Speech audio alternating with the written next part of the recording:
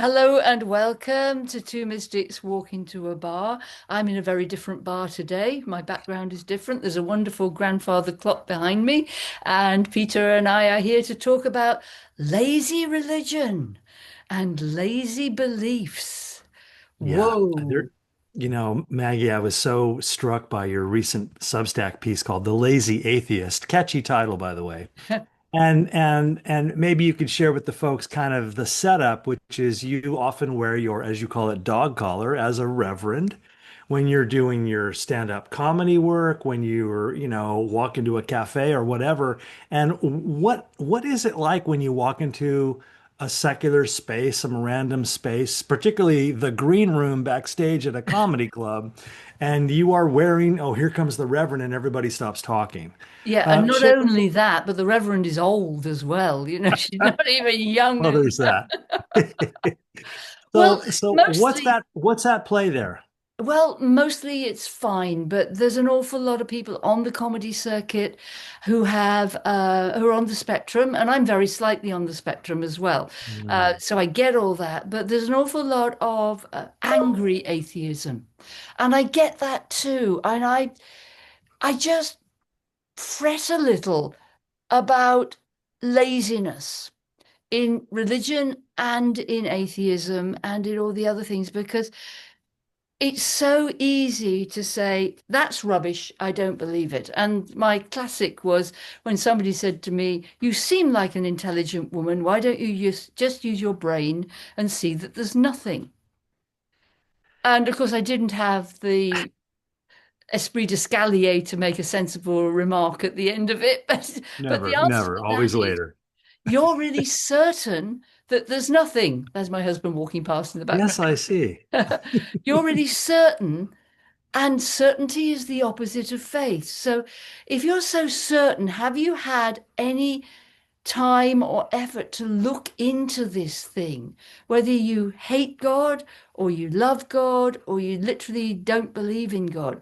But it seems to me, certainly on the circuit and in other places, that an awful lot of people who say they're atheists actually hate God.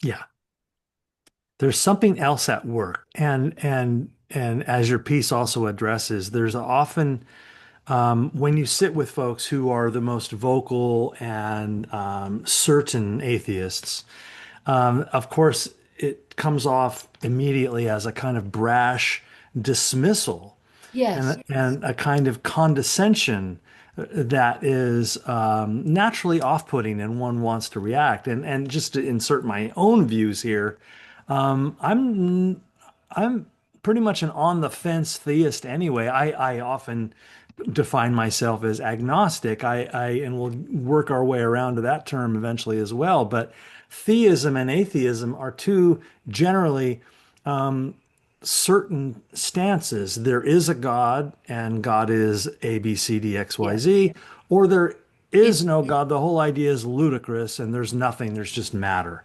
and that's of course a pretty artificial binary. You don't often find people completely oblivious to the dynamics of the entire spectrum, mm, using the word spectrum differently than we did in the yes. last paragraph. But nevertheless, that when I teach at a local community college and at the beginning of our world religions classes, when students identify themselves as atheist, it without fail, I think I can say, and through all these decades, once you sit with the idea for a week or two, and we have lots of discussions, they immediately or they eventually correct themselves and say, "Well, I guess I'm just agnostic." Yeah. And what that means to me is their initial kind of nascent atheism is a kind of militant rejection against a system Mm. that hurt them somehow, that rejected them, that stopped making sense intellectually. And what I see all over social media, and you do too, is, somebody will post an old Renaissance painting of Adam and Eve, Mm. and they both have navels, Yes, they have and belly and buttons. Yes. yeah, and the clever meme writer will say, look, they have navels. I'll give you as long as you need to think about this, as if they've cleverly discovered Yes. the fraudulent nature of all faith.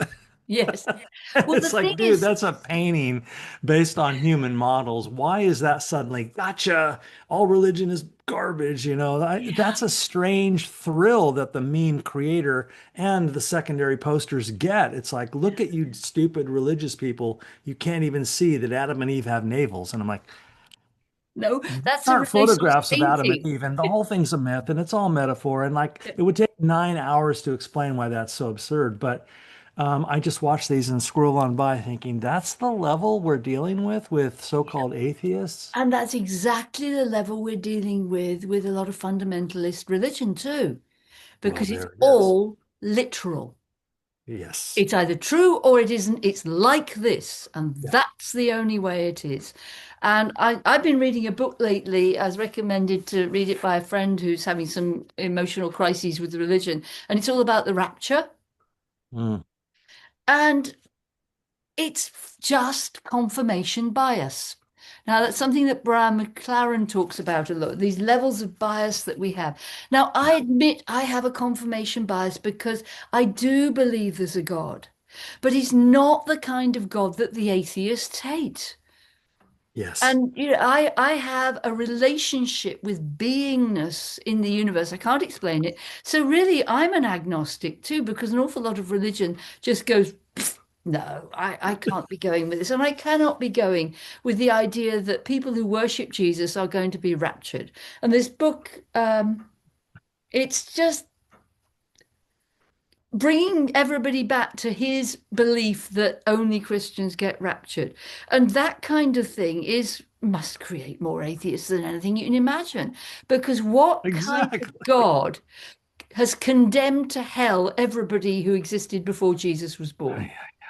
I mean, that I'm being literal there, but sort of saying this does not wash. And my No. my own falling apart of religion was when my dying husband, as we talked about, the hospital chaplain said he was going to hell because he wasn't a Christian. This was a better man than I. It cannot be like that. I cannot believe in any kind of God that's that vindictive. A God with an ego, please. That's projection. Yeah. And that Henry David Thoreau line comes to mind, or was it Walt Whitman? I don't know. It's all a blur. But that business about, walk away from anything that offends your soul, and I'm paraphrasing. But Yeah. anything that offends your soul. In other words, as you consider the authorities and the scriptures and brilliant people who have a lot to teach about and offer, as you consider all of that, don't remove from the table your own inner authority and Yeah. the audacity and the humanism of acknowledging that, if something offends my soul, I don't care what the source is. I'm stepping back. And that can be a lonely Yeah. thing for someone who has been a program person Yeah. all along, who's just stuffed that inner voice down and said yes to whatever the program requires. So that gets called in the theism versus atheism conversation agnosticism, which is from the Greek word gnosis, to know, and particularly a kind of knowledge that is direct experience knowledge, to not have, I haven't seen God, but I have a different kind of experience, and that is inner experience, non-conceptual, not in language, and that is a kind of an epistemic stance to say that's a kind of knowing too. Yes, it's subjective. I cannot verify this for anybody else, but to throw out subjectivity that inside feels as authentic as anything else is intellectually lazy and disingenuous. It's Yeah. not everything can be reduced to logic and reason and empirical sensory evidence. Yeah. And the more we live in cities and away from nature, I think that we become more locked into our views. I mean, I live in a very rural area, and there's just energy in the air.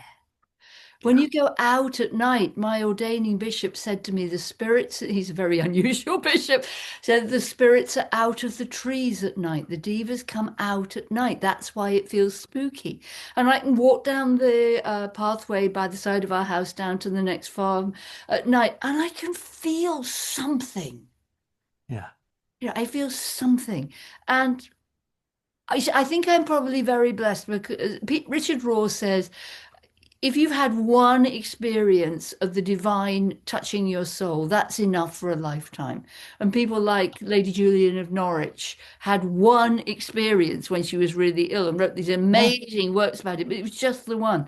And I had one when I was about 9. Mm, And I was just in church and we were saying the Magnificat in church, and mm. suddenly it'll take me longer to describe it than it actually happened because it was a Yes. second or 2 seconds.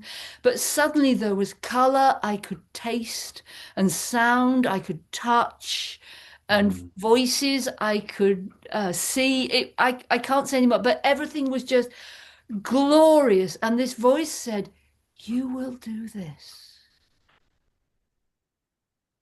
It was a song about glorifying God and praising God. And I didn't know what it meant. I just didn't know anything about what it meant. But I didn't tell anybody for 25 years because I knew if I did, that they would spoil it. But it was there. And I'm really sorry if you're an atheist. I can't not believe because of that, because Yes. something was in me and of me and outside of me and around me, and the love in it, Peter, Yes. and the acknowledgement that this funny little girl, now this funny little old woman, was being spoken to as if I mattered, Yeah. because I did. And I wish that everybody could just have that touch. I don't care if they want to go for the rest of their life and say, I don't believe in God, but there was something.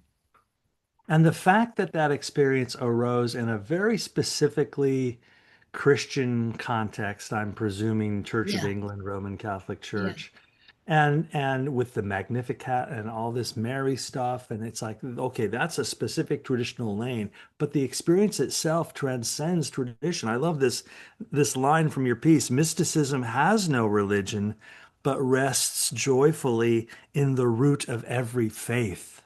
yes. You should be a writer. That's pretty good.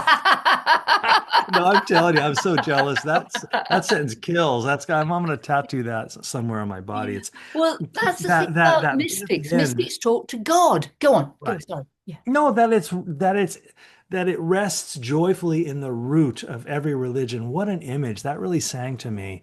Thank And so right beneath the surface of the call to prayer in Islam, or of sitting 8 hours in zazen in a Zen monastery, or in singing the Magnificat together in a beautiful medieval Christian church, you.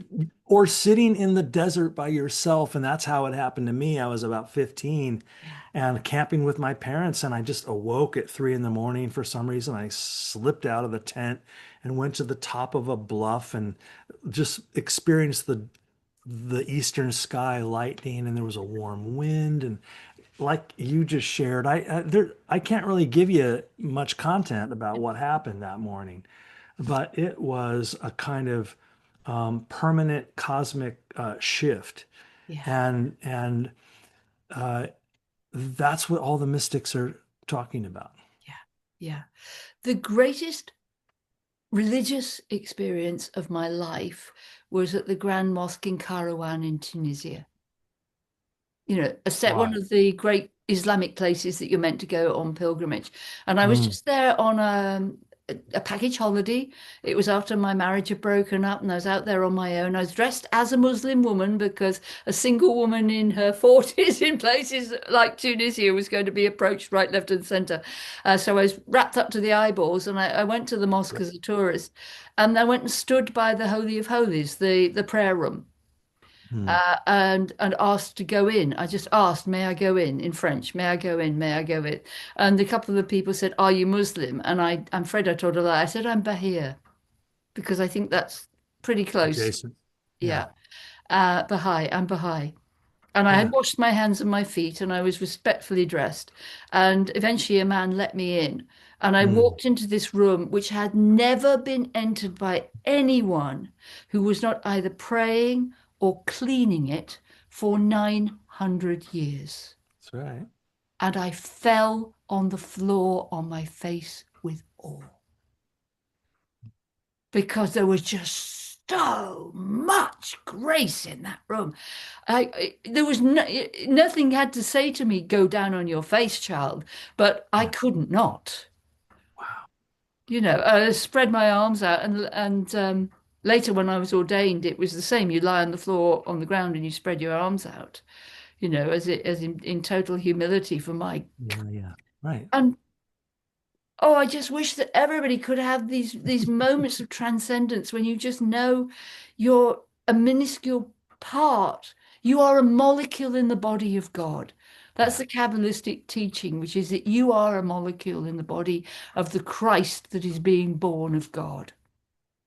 Isn't that? And as we were talking about earlier, my beef is not with atheism or atheists. I spend my life in some distance from traditional religion. I took a sort of academic, studious student approach to all of it. I fell in love with all of it.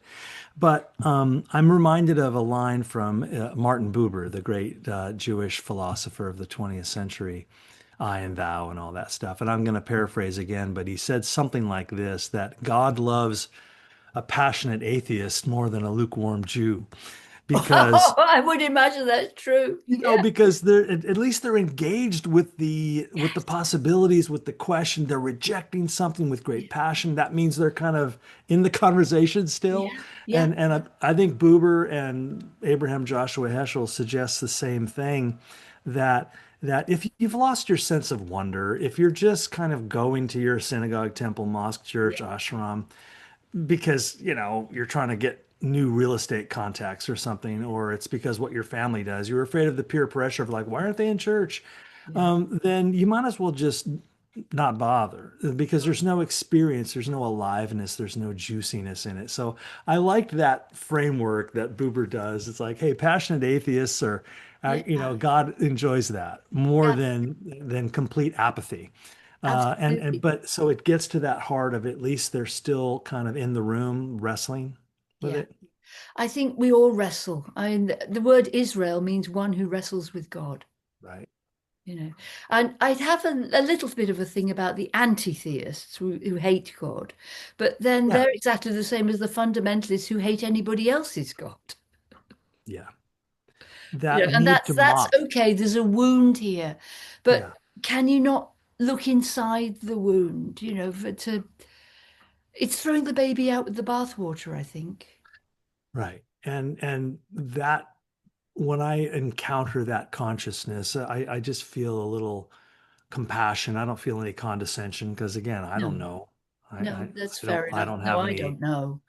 I don't have anything to sell. I'm just kind of sad that they've lost all interest and curiosity in all of the dimensions of existence. Yeah, Why they would reduce it all down to molecules banging into each other. That particular hard materialism, hard atheism view, and then with that added dimension that you just shared, which is the need to mock and deride yeah, people of faith. It obviously comes from a very needy, bullying kind of consciousness, and we mm, all know the bully is the weakest kid in the playground, who brings all their woundedness to school because their parents beat them or whatever, yeah, and they come on to into the playground and they look for someone they can push down, if only to fictionally lift themselves up. yeah, And so that bullying energy ultimately is pitiable. And that's how I kind of feel when I find these anti-theist attacks. They look at my cleverness. I've figured it all out. yeah. But I wrote recently also about being stopped in the street when I was wearing my dog collar Mm. by an evangelist. And he said, "Are you certain of heaven?" And I went, and I said, "No, actually not. I am not certain of heaven. I have faith." And he said, "Will you be certain with if you were with us?" And I just thought,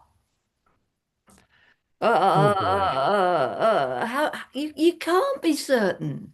I mean, what is heaven anyway? Heaven is a nice walled community where all the Christians of your denomination are. It Everybody is that looks like old us. joke. Yeah. Yeah, that old joke about the high walls so that everybody could pretend they were the only people there. No, to me, certainty is the enemy of faith, and Yeah, we've crossed this bridge before in some earlier podcasts, but it's always worth considering every day that my longing for certainty is the enemy of my faith. yeah. That to be bewildered. I gave a talk on Islam the other day, and I always start with this quote. And I'm not going to get it perfectly right. It's actually an Islamic prayer that Lord, um, protect or defend or enhance my bewilderment. I Oh, would I like to love stay in that. this, yeah, I would like to stay in this bewildered state of Yeah, not knowing. Because yeah, again, certainty is about the mind and about conceptual structures. yeah, I want to, what all of the mystics kind of invite us to do is to come out of our ideology. They start with a system, all the great Christian mystics that we love yeah, were Roman Catholics to the core. yeah. And but they didn't stay there, right? That was the penultimate stage. The ultimate stage was the openness beyond Yeah, that trained them to be humble before. yeah. And so mysticism is not the enemy of religion, although you and I taught about this elsewhere and written about this. Mystics often find themselves in hot water with the ideological tradition keepers, and that's a bigger story than we That's a have whole time bigger for. story. Well, returning to what you said, what do you say in the green room when I get somebody who Yeah. is atheist and upset about religion? Hmm. I will always say, I really don't care what you believe at all. You can believe in that lamppost over there if you want to. That's fine. I will be your only friend on the planet if you do. But you can believe in whatever you want. I don't mind. But what I do care about is, are you happy? Yeah. Does whatever you believe in bring you joy and help you become the kind of person that you want to be? Well, you made that so clear in your piece. The Lazy Atheist, your Substack piece, that's where you end up is like let's be clear if we're taking a kind of mystical agnostic stance in our whatever specific faith family we're kind of operating in or none of the above or whatever, but if we're taking that mystical atheist stance, we're absolutely not in the business of convincing anybody else that this is the best path. This No, is the best path for you. Come along, all of you, with me. The opposite happens, which is the only way I got here was through really kind of bold and naked subjectivity. And the last thing we want to do is for me to tell all of you, you need to do what I just did. First of all, I don't even know how the hell I did it. What do I really have to offer in terms of methodology and process? I got a few practices that helped me open up and move. But as you just said, we just want to leave other people alone. Many paths to the summit, as Ramakrishna said. yeah, And we're all just walking each other home, Ram Ram Dass, Dass. and all those great quotes we all throw around is Yeah, like beautiful. It's yeah, like that's the metaphor. We're all walking along together. We're yeah, looking at different things. The paths are winding yeah. and sometimes they intersect and it's beautiful. But I'm thinking more and more about the whole damn thing as a Camino, as a journey, as a pilgrimage, and there is no destination. No, It is the this road to joy process. is the road itself. Yes. There is no destination because the road, you make heaven now or Yeah. hell now or Right. joy now. It's Every not a step on case the of way just to getting heaven there. is Yeah, heaven. yeah. Yeah. Do you have a poem for us, Peter? Yes, I do. Speaking of, since you mentioned Islam earlier, I'm thinking about Sufism, the Mm. Sufis, the great mystics of Islam, and one of the great voices and I'll hold it in front of my face so Zoom doesn't Yeah. blur it out. This is one of the best-selling books in the history of American poetry publishing and worldwide. It's called The Essential Rumi, And Rumi is, of course, this, I guess, 12th century Islamic Sufi. And when you hear the word Sufi, you think of the whirling dervish. And the word dervish, I just read this morning, means literally doorway. And I'd never heard that before. And so the mystics of Islam, the Sufis, are somewhat represented in poetry, Hafiz and Rumi. And the reason I would love to read a little poem in a second here is in it's unfortunate that a few days ago we lost Coleman Barks, and he's an Athens, Georgia poet who is spent his career and is most famous for technically not translating because he didn't read the original text, but he created these great versions, these interpretations of Rumi that put Rumi in like really beautiful, simple American English that everybody could grasp. It's not an exaggeration to say that Coleman Barks put Rumi on everybody's bookshelf. And Like so I Daniel want to read it Ladinsky and Hafiz, yes? as Ladinsky and Yes. Hafiz Yes. precisely. So here's kind Updating of, it, but keeping the soul, yes. yes. Yeah. So maybe we can close this way today. Please. This is a bit of a memorial poem for for Coleman Barks and all who have left their forms. So this is called No Room for Form. On the night when you cross the street from your shop and your house to the cemetery, you'll hear me hailing you from inside the open grave. And you'll realize how we've always been together. I am the clear consciousness core of your being, the same in ecstasy as in self-hating fatigue. That night when you escape the fear of snakebite and all irritation with the ants, you'll hear my familiar voice, see the candle being lit, smell the incense, the surprise meal fixed by the lover inside all your other lovers. This heart tumult is my signal to you igniting in the tomb. So don't fuss with the shroud and the graveyard road dust. Those get ripped open and washed away in the music of our final meeting. And don't look for me in a human shape. I am inside your looking. No room for form with love this strong. Beat the drum and let the poets speak. This is a day of purification for those who are already mature and initiated into what love is. No need to wait until we die. There's more to want here than money and being famous and bits of roasted meat. Now, what shall we call this new sort of gazing house that has opened in our town where people sit quietly and pour out their glancing like light, like answering? No Room for Form by Rumi. Yeah, that's beautiful. But the title is just perfect. There is no room for form in faith. Not Because as ultimately. soon as you say it's like that, Hmm. you've lost it. Yeah. Yeah. Peter, thank you very much. This was Oh, very rich. Maggie's wonderful. Always, always a blast. We'll see you next time. Yeah, you will. Bless you.